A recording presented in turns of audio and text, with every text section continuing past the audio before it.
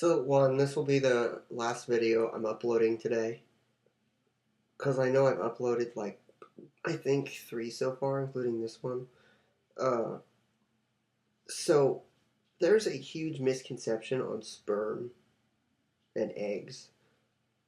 So, last night when I was eating pizza with my mom at Round Table, she said something like, well, you can't have kids past 50. And that just. See, what my mom does is she says, well, that's your opinion. It's like, no, that's science's opinion.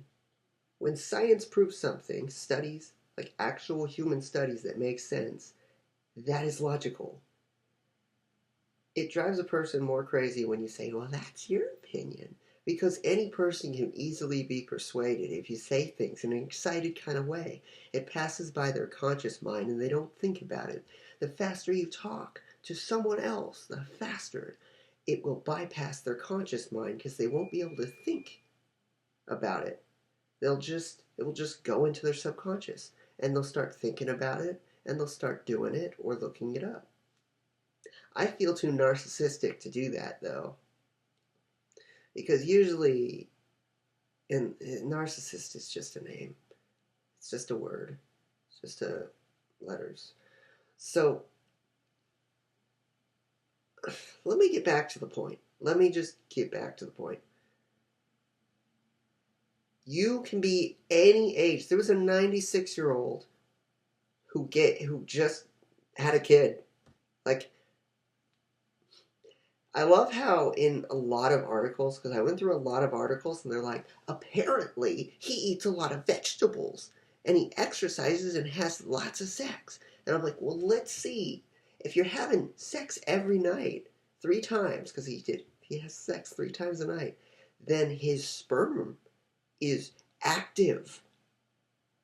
He has active sperm, so more is produced because he knows.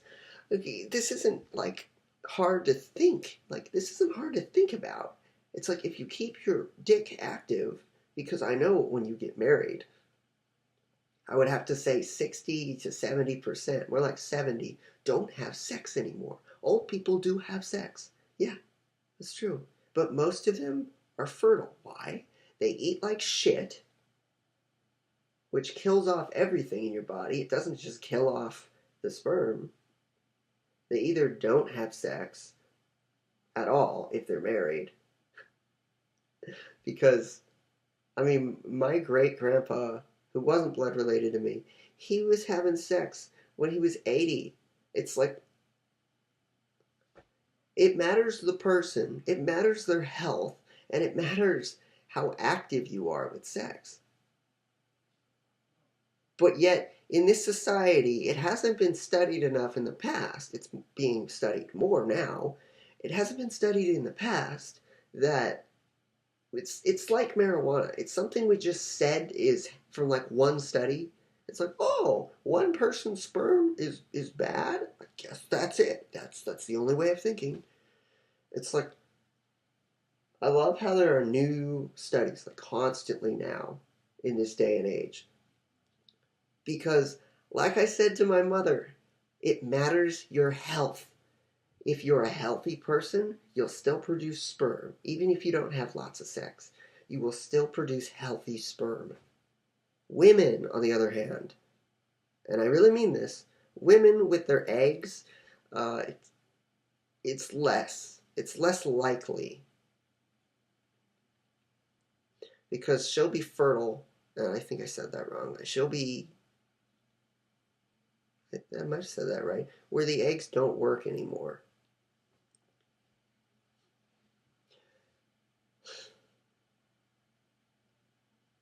It's hard to get a point across to people without being slightly manipulative, because if you don't, they won't ever listen. That's why they have tons of self-help books on body language and how to talk to people, which I love reading. Here's a body language thing. Hands down, negative. Hands out, open and positive. That's a true thing. And if you're the kind of person who will grab a book and say, well, what if I disagree with the stuff in this book? And a person who's been doing it for like 80 or so years, like body language, who are you going to believe? A stupid person who says, I don't know if I'll agree with all this stuff. Or an experienced person who's been doing it for like 30 years. Pick.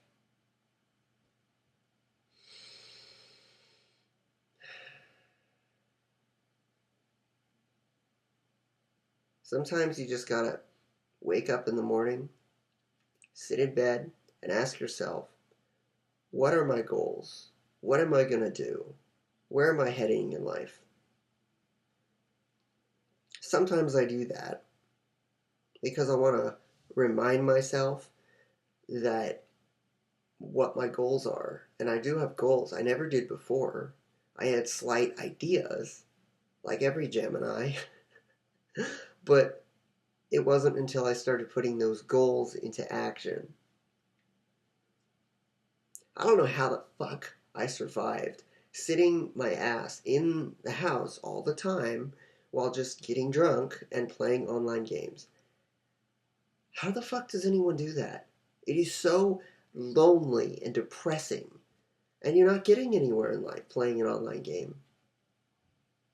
Most of the people that I've met that play online games work a boring job and just spend their money on in-game money.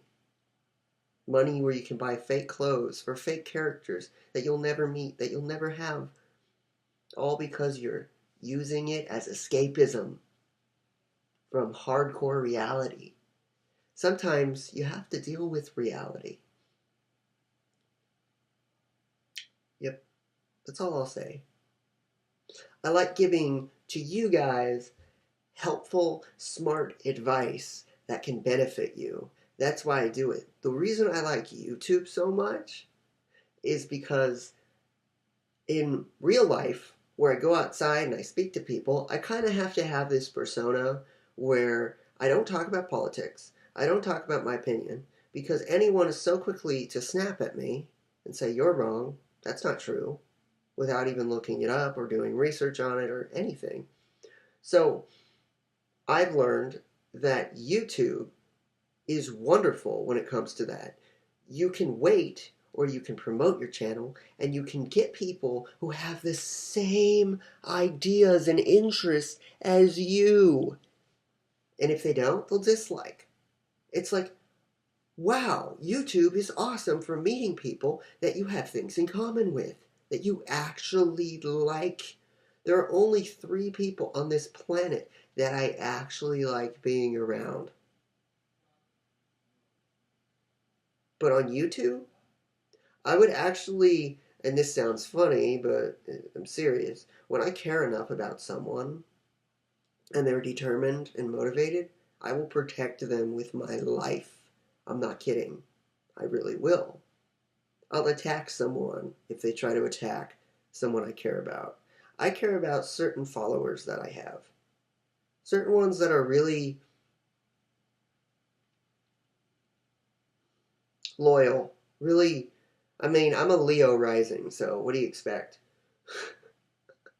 You mix a Leo, an Aquarius, and a Gemini together, you get like this smart ass, that's a good way to put it, who in social situations, like seriously, Leos are just like that. I have so many Leo friends throughout my life, and I still do. My best friend in real life is a Leo.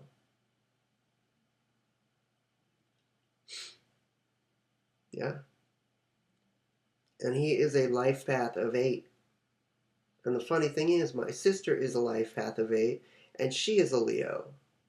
Yet they're different in so many ways, and so similar in so many ways. But I get along with him and not my sister. Why? Because for some goddamn reason, if a girl, especially a girl, has any Sagittarius in her zodiac chart, she hates me. I don't understand that. I've met so many Sagittarius girls, and they're all bitchy. Like, you never try to be nice to an Aquarius girl. I mean, a Sagittarius girl. They're just bitchy. Like, I've met only one in my life that was not bitchy. But you know why? Because everyone is different. Everyone's zodiac chart is completely different. You can never base anyone just on their sun sign. It doesn't work. And yet, in this life, I've had 4 best friends that were all Sagittarius guys. It's weird how that works. I just got attacked by this chick on Instagram because one way you can tell if a girl is a Sagittarius, if she insults you after you call her beautiful, she is a Sagittarius. No, that's not true. I think that girl belonged on YouTube because she was very angry. Yeah, yeah. I know one thing I'm never doing again in life. Playing an online game, especially you, MapleStory, never playing you again. That's why I don't have a PC, so I don't go back to that. And I'm never playing Sword again. I can't believe you idiots didn't ban me. I hacked for 2 years I hacked that game and never got banned. And I hit so much shit in that game. But I'm not going back. Every online game I've ever played, I've hacked. I've hacked MapleStory and Sword. And it is wonderful to hack. It is wonderful. The FBI will not knock your door down. They don't care about one single person hacking. Because in MapleStory, everyone hacks all the time. There's even a hack that I had where it gets all the money on the map. And if you play an online game, you'll know what a map is. And it sucked all the money into me. I didn't have to move, I didn't have to do anything, and it killed everything around me. So all I had to do was leave the computer there running. It would kill everything on the map and then suck all the money into me. And in the morning, I'd have like $1 million in the game. But for what? What do you gain? Where do you go in life?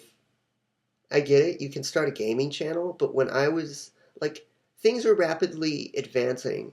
Gaming channels weren't that popular like 4 years ago. They were for PewDiePie, and they were kind of just starting. They already existed, but they weren't too popular. Now they're really popular, and if I went and played that again, I probably would never leave my house, which is bad. Right now, what I'm doing is way better because it makes me money. I have a YouTube account, which gives me AdSense. I'm going to start a website, which gives me AdSense revenue. I'm doing animations and beautiful art for my Instagram and promoting it and getting.